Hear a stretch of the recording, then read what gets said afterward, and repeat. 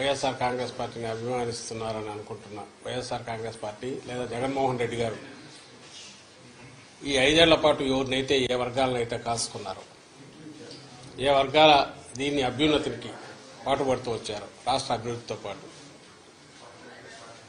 వాళ్ళు ఎంత ఉత్సాహంతో పోలింగ్లో పార్టిసిపేట్ చేశారు. అందులో ముఖ్యంగా మహిళలు పోలింగ్ పర్సెంటేజ్ ఇవన్నీ చూసిన తర్వాత ఎవరు అంచనాలు వాళ్ళు వేసుకోవచ్చు.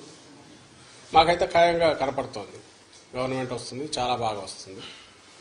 మొన్నటికి అంత కూడా జరిగింది, మిగిలిన చోట్ల జరిగిన చోట్ల కూడా పోలింగ్ పర్సెంటేజ్ పెరిగాయి. ఓటింగ్ జరిగే శాతాన్ని బట్టి చూసి యాంటీ ఇన్కంబెన్సీ అనుకుందామంటే మీరు గమనించిన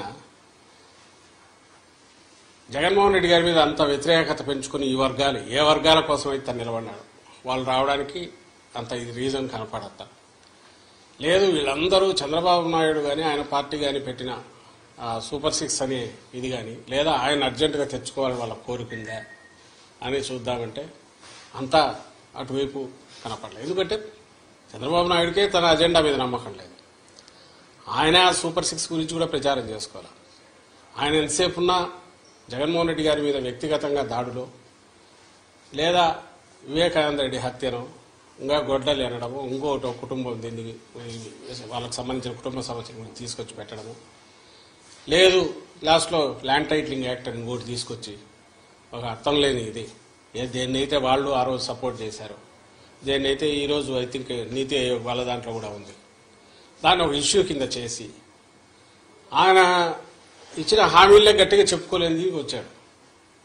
ఎందుకంటే ఆయనకే నమ్మకం లేదు. ఇంతకుముందు కూడా చెప్పాం, అది హామీలను అమలు చేస్తాడే నమ్మకం జనానికి లేదని, ప్రజలకు లేదని. అది ఆయనకు అవగాహన ఉంది కాబట్టి అది వదిలేసి కేవలం వైఎస్ఆర్ కాంగ్రెస్ పార్టీని లేదా వైఎస్ఆర్ కాంగ్రెస్ పార్టీ నాయకులను అందరికంటే ముఖ్యంగా జగన్మోహన్ రెడ్డి గారిని వ్యక్తిగతంగా దూషిస్తూ మొత్తం వాళ్ళ క్యాంపెయిన్ అంతా దాంట్లో నడిచింది.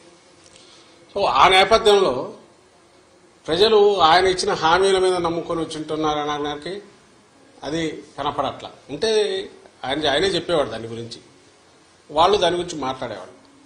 వేరే మా నాయకుడు ఆయన మొత్తం ఒకే థీమ్ మీద మీరు గమనిస్తే ఈ 5 ఏళ్ల పాటు తాను రాష్ట్ర అభివృద్ధికి సంక్షేమం ద్వారా లేదా మొత్తం డీసెంట్రలైజేషన్ ఆఫ్ పరిపాలన సుపరిపాలన అందించడం ద్వారా తాను ఏం చేశాడో ఇవే చెప్పాడు.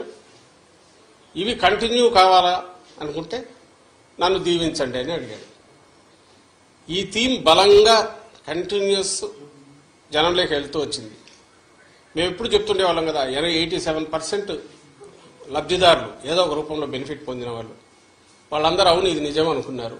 కరెక్టే కదా, ఇది కంటిన్యూ అయితే మా బతుకుల్లో ఇంకా మెరుగైన మెలుపు వస్తుంది, మేలు మలుపు వస్తుంది, ఇంకా వెలుగు పెరుగుతుంది, కుటుంబం అభివృద్ధి జరుగుతుంది అని వాళ్ళు నమ్మారు. ఏదైతే హోప్ పెట్టుకున్నామో వాళ్ళు ఓన్ చేసుకున్నారు ఈరోజు. అది కనపడుతుంది. అంటే మా దాంట్లో ఇది క్రిస్టల్ క్లియర్గా ఒక వ్యాలిడ్ రీజన్ కనపడుతుంది.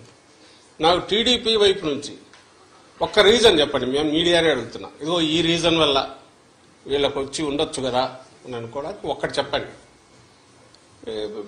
అప్పుడు ఇదే వస్తుంది. అయినా సరే వాళ్ళు బింకంగా ఏదన్నా అనుకుంటే ఆయన చంద్రబాబు నాయుడు గారిని చూస్తే మీకే తెలుస్తుంది. ఆయన ఈ మధ్య మామూలుగా అయితే ఆయన బయటికి రాగానే ఎన్నికలు రాగానే 2000 చూపించి విక్టరీ సింబల్ ఏదో చూపించాల్సిన ఆయన అది చేయట్లా. ఆయనకు డౌట్ వాళ్ళకు తెలుస్తోంది.